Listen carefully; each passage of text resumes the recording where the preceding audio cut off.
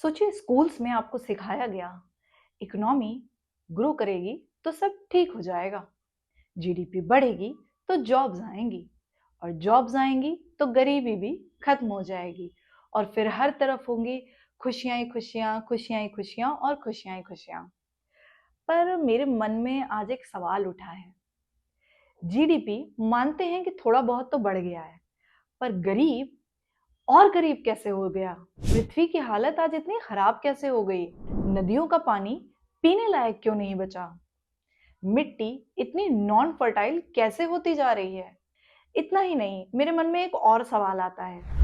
इन खेतों के बीच में स्कूल्स, कॉलेजेस ये सब कहां से आ गए?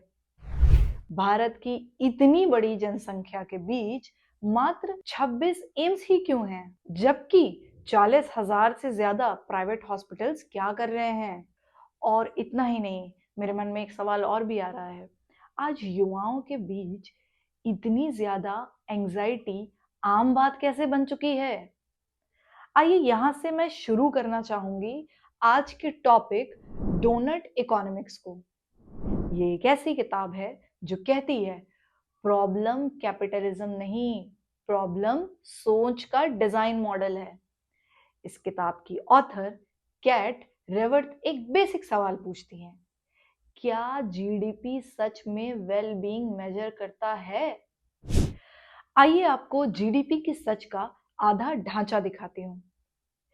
क्या आप जानते हैं जीडीपी को बढ़ाने में कौन कौन सी चीजें हैं जो कंट्रीब्यूट करती हैं? चलिए देखते हैं। देखिए क्या होता है, जब एक्सीडेंट्स होते हैं तब hospital bills, insurance claim, repair industry भी ग्रो करने लगती है। जब बीमारी बढ़ती है तब फार्मा की sales, diagnostics, private health care भी ग्रो करने लगता है। जब पॉल्यूशन बढ़ता है तो उसे क्लीन भी करना पड़ता है, मतलब रेमेडिएशन कॉन्ट्रैक्ट्स, फिल्टर मशीनरीज अपने आप बिकने लगती हैं। इतना ही नहीं, जब ट्रैफिक बढ़ता है तो उसकी वजह से फ्यूल कंजम्पशन अपने आप बूस्ट करता है। ऑटोमोबाइल सेक्टर्स जबरदस्त फ्लरिश करते हैं, खूब गाड़ियां बिकती हैं। यहां तक कि जब क्राइम बढ़ता है तो सिक्योरिटी सर्विसेज, सर्वेलांस, प्रिजन सब एक्सपैंड करते हैं। जब नेचुरल डिजास्टर्स आते हैं तब reconstruction, cement, steel, production logistics सब कुछ बूस्ट होने लगता है। और इस बढ़ती जीडीपी के बीच में इंसान का स्ट्रेस और बर्नआउट भी बढ़ता है। तब पता है क्या होता है? Therapy app, medication, mindfulness, wellness industry ये सब धड़ाधड़ मोनेटाइज करती हैं। जब रिसोर्सेस ओवर एक्सट्रैक्ट होते हैं तब mining, deforestation, fossil fuel GDP को खूब पुश करते हैं। पर ग्रोइंग जीडीपी मॉडल कुछ बातें कभी नहीं पूछता। आइए जानते हैं वो क्या है। लोग खुश हैं या नहीं? How about peoples mental health? Are they satisfied with their lives? हवा और पानी साफ हैं या नहीं? फ्यूचर जनरेशन के लिए रिसोर्सेज बच रहे हैं कि नहीं? काम डिग्निफाइड है या मात्र एक्सप्लॉयटेशन हो रहा है? ग्रोथ इंक्लूसिव है या सिर्फ टॉप 1% के लिए तो सब कुछ वाह भाई, और बाकी सब कटोरा लेके भीख मांगो? विमेन का अनपेड लेबर कितना कंट्रीब्यूट कर रहा है? कम्युनिटीज रेजिलिएंट है या बस डिपेंडेंट? तो फिर हम जीडीपी को भगवान मान क्यों रहे हैं? When we know GDP counts economic activity, not human wellbeing. तो इस पुस्तक की ऑथर केट कहती हैं जीडीपी एक थर्मामीटर है, लाइफ का गोल नहीं। केट एक सिंपल डायग्राम में बताती हैं इनर सर्कल मतलब सोशल फाउंडेशन। ये वो मिनिमम चीजें हैं जिनके बिना कोई इंसान डिग्निटी के साथ जी ही नहीं सकता, जैसे food, water, health, education, housing, equality. और जब वो इससे नीचे जाने लगता है, यानी कि इन सुविधाओं को वो नहीं प्राप्त कर पाता है तो बढ़ती है ह्यूमन सफरिंग। और साथ ही साथ वो एक आउटर सर्कल को भी डिजाइन करके बताती हैं जिसको कहती हैं इकोलॉजिकल सीलिंग। इस डायग्राम के थ्रू वो दर्शाती हैं कि पृथ्वी की क्या क्या लिमिट्स हैं, जैसे climate change, biodiversity loss, pollution, deforestation. यानी कि अगर हमने इस लिमिट को क्रॉस किया तो प्लैनेट कोलैप्स कर जाएगा। जैसा कि आप इस डायग्राम में भी देख रहे हैं, साथ ही साथ रियल लाइफ में भी हम सब ने डोनट या तो देखा भी है और खाया भी है। तो इसमें जो बीच का होल है यानी कि जो स्पेस है, इस होल को इस तरह से दर्शाया गया है, ये वही जगह है जहां इंसान भी ठीक है और प्लैनेट भी सेफ है। यहाँ पर होता है डिग्निटी के साथ जिंदगी का सामना, यानी कि सस्टेनेबल लाइवलीहुड्स होते हैं, फेयर अपॉर्चुनिटीज होती है, लॉन्ग टर्म फ्यूचर सेफ्टी भी रहती है। ना कुछ कम, ना बहुत ज्यादा, बस उतना जो सबके लिए काफी हो। And that is called as doughnut economic model. Kate यहां तक कहती हैं गोल ग्रोथ का नहीं बैलेंस का है, और वो काफी ब्लंटली इस बात को कहती हैं एंडलेस ग्रोथ पूरी तरह से एक मिथ है। मालूम है क्यों? पृथ्वी फाइनाइट है, रिसोर्सेस लिमिटेड है, लेकिन हमारा इकोनॉमिक मॉडल को पता है क्या चाहिए? Infinite growth.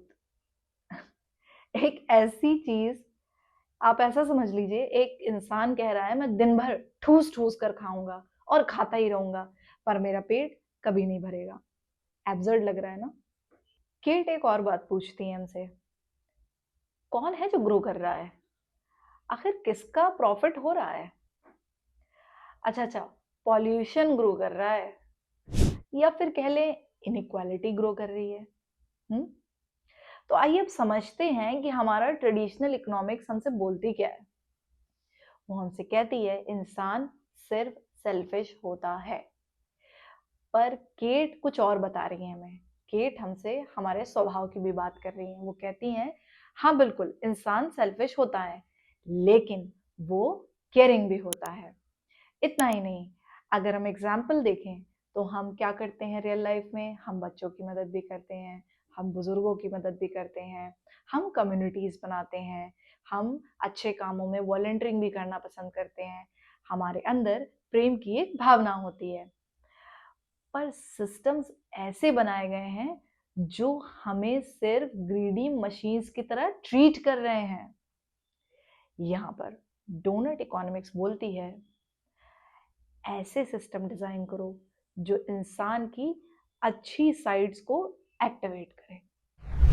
केट रेवर्थ यहाँ तक ये भी कहती हैं मार्केट्स नेचुरल नहीं होते, इन्हें डिजाइन किया जाता है, और ये हम सब भी जानते हैं। वो यहाँ तक कहती हैं मार्केट्स कोई जंगल का कानून नहीं है, ये नेचर से नहीं निकलती, इन्हें इंसान बनाते हैं। मतलब मार्केट ऑटोमेटिक नहीं होता, उसके पीछे रूल्स, पॉलिसीज, डिजाइन चॉइसेस भी होती हैं। अब सवाल उठता है ये रूल्स बनाता कौन है? आइडियली तो कह दिया जाता है सोसाइटी या गवर्नमेंट पब्लिक इंटरेस्ट के लिए बनाया जा रहा है, राइट?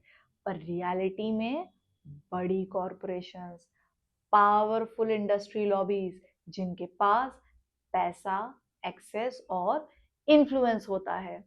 इतना ही नहीं, जब ये लोग रूल्स डिजाइन करते हैं तो टैक्स रूल्स इनके फेवर में होते हैं, इन्वायरमेंटल डैमेज को इग्नोर कर दिया जाता है, वर्कर्स के राइट को कॉस्ट माना जाता है, और इस डिजाइन का रिजल्ट जानते हैं क्या होता है? प्रॉफिट प्राइवेटाइज होता है, यानी कि कंपनी का मुनाफा शेयर होल्डर के पास, बोनसेस, डिविडेंड्स, स्टॉक प्राइसेस, सब कुछ ऊपर। लॉस सोशलाइज हो जाता है, यानी कि बिल किस पे फटा? पॉल्यूशन का बिल सोसाइटी भर रही है, हेल्थ का खर्चा पब्लिक सिस्टम उठाता है, क्लाइमेट डैमेज फ्यूचर जनरेशंस को मिल रहा है। अब हमारी प्रिय ऑथर केट एक बहुत बड़ा पॉइंट हमारे सामने लेकर आती हैं। वो कहती हैं मार्केट फेल नहीं होता, मार्केट को उस तरह से डिजाइन ही किया गया होता है। इसलिए वो ये भी कहती हैं, अगर आउटकम अनफेयर है तो प्रॉब्लम ह्यूमन नेचर नहीं है, मार्केट का डिजाइन ही गलत है।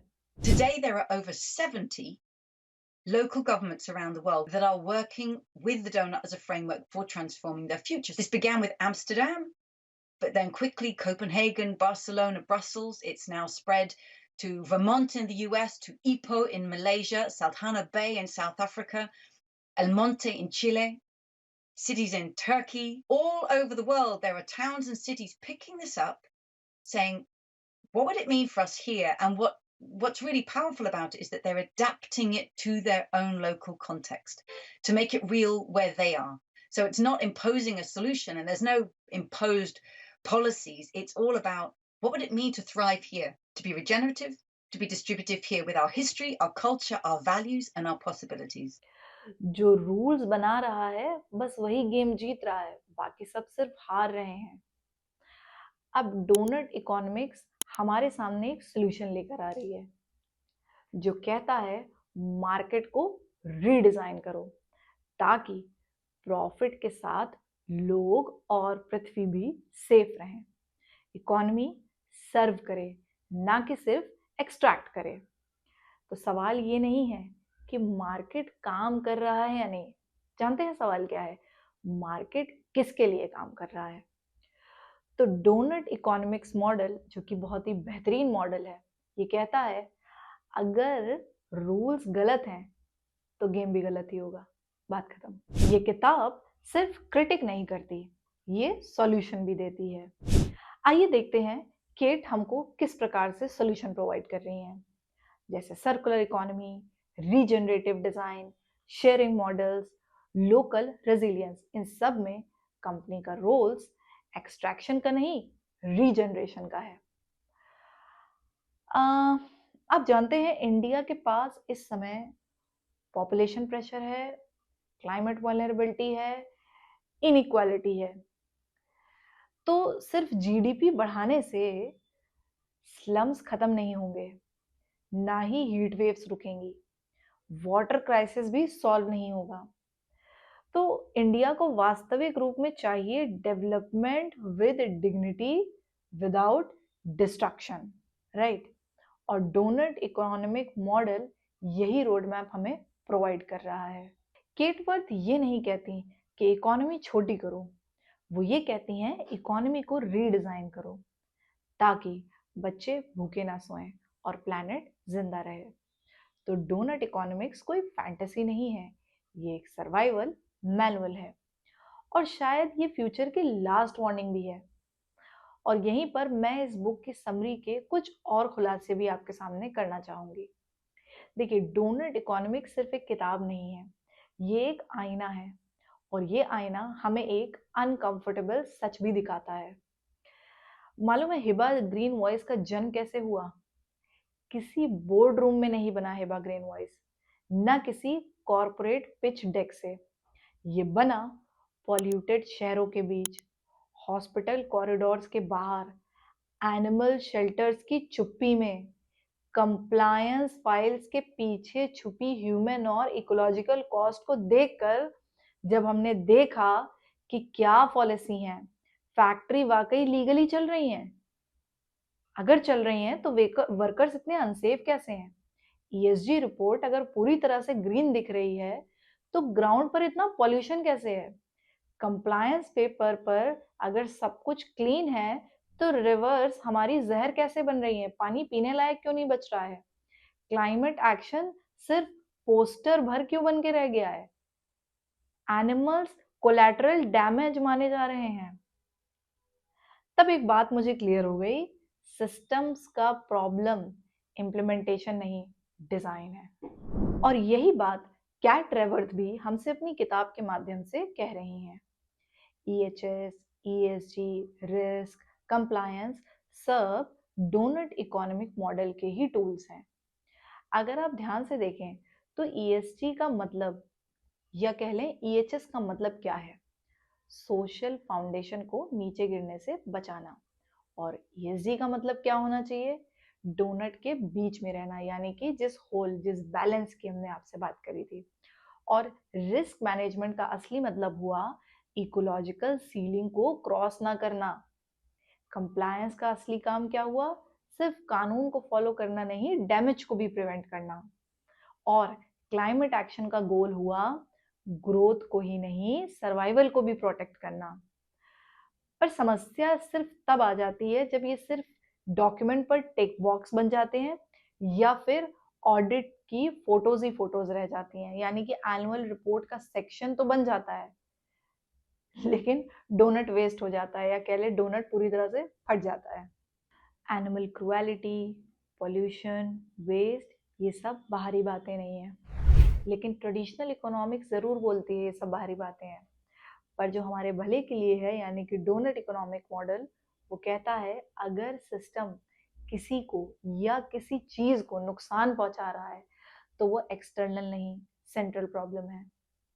It means animal cruelty means moral collapse, pollution means policy failure, wastage means design failure। और इनका बिल ना कंपनी भरती है ना शेयर होल्डर भरता है। ये बिल कौन भर रहा है? ये बिल किस पर फट रहा है? आम इंसान, छोटे बच्चे, जानवर और फ्यूचर जनरेशंस। और यही है लॉस सोशलाइज होना। आइए देखते हैं अब हिबा ग्रीन वॉइस करता क्या है। हिबा ग्रीन वॉइस सिर्फ अवेयर नहीं करता, हम सवाल उठाते हैं कुछ गंभीर मसलों पर। जैसे इकोनॉमी अगर लोगों के लिए है तो लोग इकोनॉमी के लिए इतना क्यों सेक्रीफाइस कर रहे हैं खुद को? यानी कि अगर हमारे जीने के लिए सब कुछ डिजाइन किया गया है तो आज हमारे लिए सर्वाइवल इतना मुश्किल क्यों हो रहा है?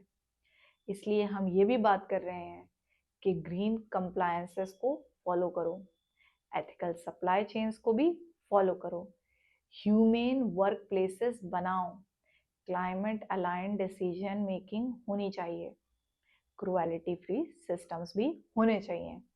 क्योंकि हमें जीडीपी ही नहीं चाहिए, बढ़ता हुआ डिग्निटी ड्रिवन डेवलपमेंट भी चाहिए। क्योंकि इंडिया के पास यंग पॉपुलेशन है पर अनसेफ जॉब्स भी हैं, ग्रोथ है पर हीट वेव्स भी हैं, लॉज हैं पर एनफोर्समेंट बहुत कमजोर है। इसलिए इंडिया के लिए डोनट इकोनॉमिक्स एक ऑप्शन नहीं है, नेसेसिटी है।